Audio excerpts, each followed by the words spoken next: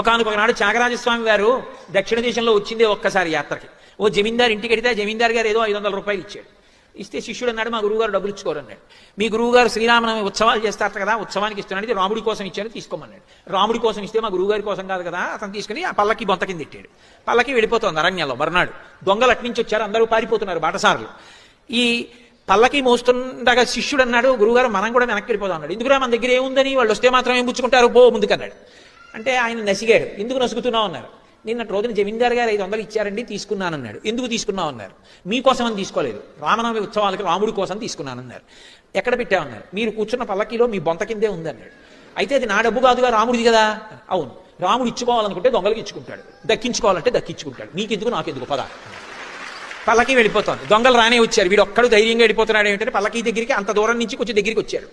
వెంటనే ఆజానబాహుం అరవింద దళాయతాక్షం, ఆయన పెద్ద పెద్ద కళ్ళతోటి రామలక్ష్మణులు ఇద్దరు కోదడ్డాలు పట్టుకుని కనపడ్డారు. ఎలా? ఆకర్ణాంతము బాణాన్ని లాగి పట్టుకుని ఉన్నారు. వాళ్ళిద్దరూ వెనక్కి తిరిగి పరిగెడుతున్నారు, వీళ్ళిద్దరూ తరుగుతున్నారు.